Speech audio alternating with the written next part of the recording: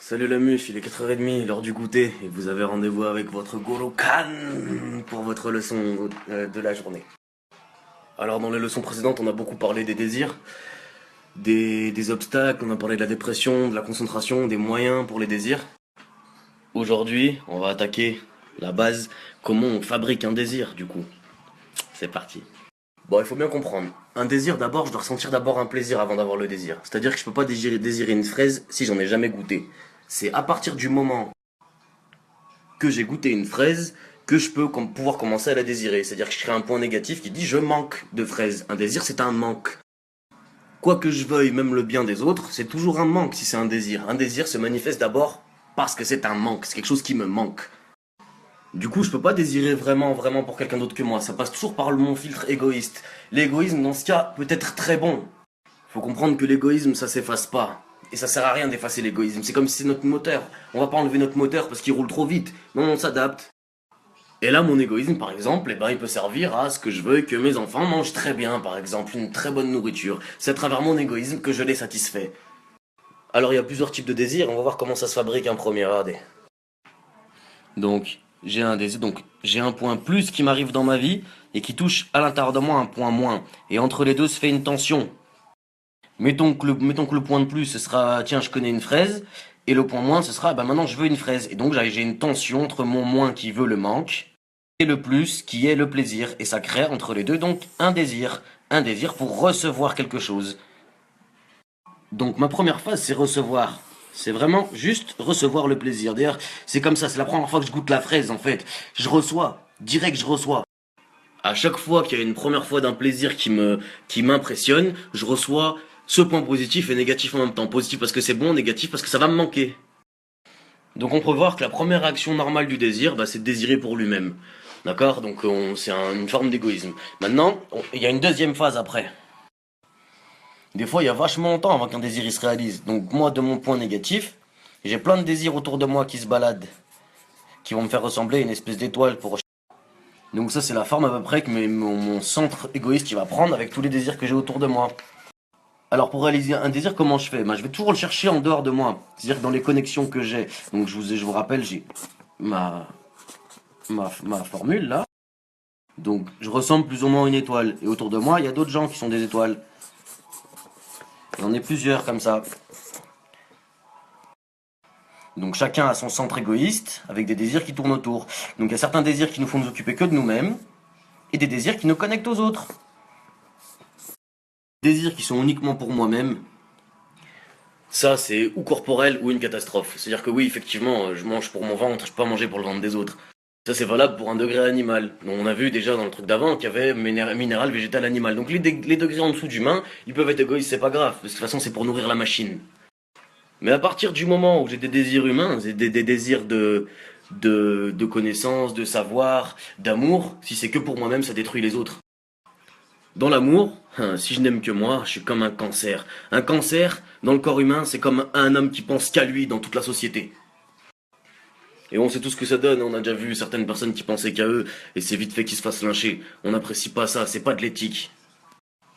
Par éthique, la position la meilleure, c'est toujours celle de donner, et pas celle de recevoir. Celui qui a la force, c'est celui qui donne, pas celui qui prend. Pas celui qui reçoit, c'est pas celui qui a la main en bas, s'il vous plaît. Donc à partir de là, le désir il se développe. Donc il veut pas que juste recevoir pour lui-même, dès qu'il sort un peu de son égoïsme. Donc première phase, je reçois pour moi-même. Et deuxième phase, j'essaie de donner, sans spécialement recevoir. C'est-à-dire que je vais essayer d'être la personne qui va pouvoir donner des fraises aux autres. Je sais pas, mettons que je suis avec un ami, c'est toujours lui qui me paye à manger par exemple, ou qui me paye mes clopes. Au bout d'un moment, c'est moi qui vais vouloir donner, pour avoir la même sensation. Le désir peut pas toujours recevoir sous peine de ressentir la honte au bout d'un moment. Surtout au degré parlant, au degré humain, on ressent vite la honte de toujours prendre, toujours recevoir, toujours errant, s'il vous plaît. Donc, à ce moment-là, le désir, il change d'attitude et il essaye de donner. Mais il voit que ça, c'est pas totalement possible parce que si je reçois pas quelque chose, je peux pas donner. Alors, il y a une troisième phase qui se crée où le désir veut recevoir pour donner. Arrivé là, l'échange il commence déjà à être un peu mieux. On arrive un peu plus à comprendre que ouais, effectivement l'idéal serait de recevoir pour donner. À ne pas confondre à donner pour recevoir, ce qui est exactement l'inverse, d'accord? Non, recevoir pour donner. C'est-à-dire que si je m'approprie un bien que je ne peux pas partager, alors j'évalue que c'est trop égoïste ou alors que ça n'existe pas. C'est vraiment l'importance du partage. Et là, je vais me rendre compte de quelque chose, arrivé à cette phase-là, mais bon, faut l'expérimenter. C'est qu'arrivé à cette phase, en fait, il y en a une quatrième, et cette quatrième, en fait, elle est obligée de tout recevoir. Donc cette phase qui ne fait que recevoir, comment ça se passe alors? Bah en fait, ouais, je fais que recevoir parce que même quand je donne, on l'a dit déjà, c'est avec mon ego que je donne, dans tous les cas.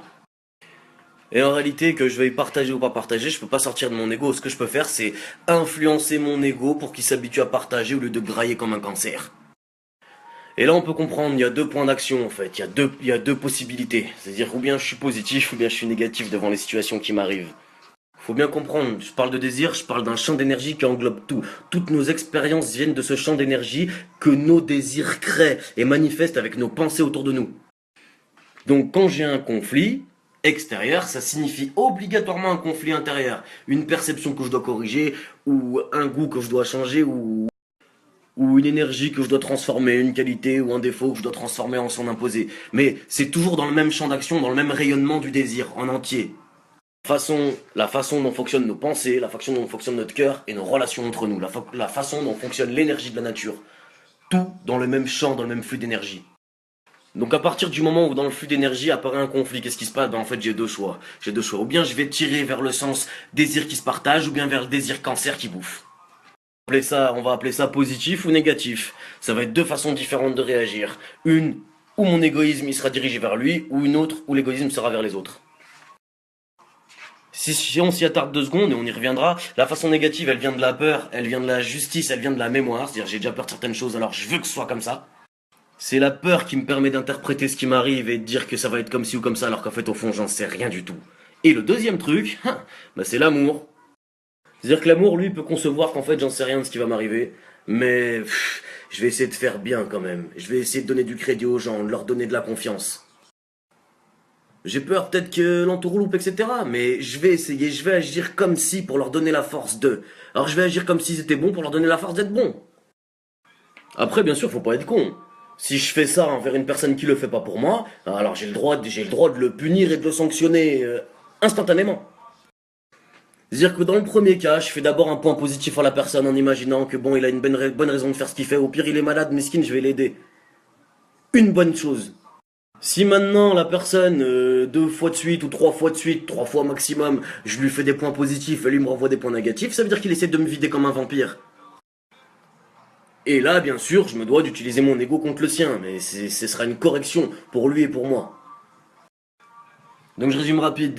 Le désir, il se crée d'abord par la lumière qui rentre dedans. Ça crée un point de tension où c'est nous le négatif, on peut se connecter avec les autres. On est connecté par l'ego et le désir, et dans tout le flux naturel qui se passe, on a toujours des choix à faire. Toujours deux types de choix, positifs ou négatifs pour la même chose. On reparlera de tout ça bientôt. Pour l'instant, essayez déjà de digérer ça. Allez, à bientôt avec Kangourou. Mouah.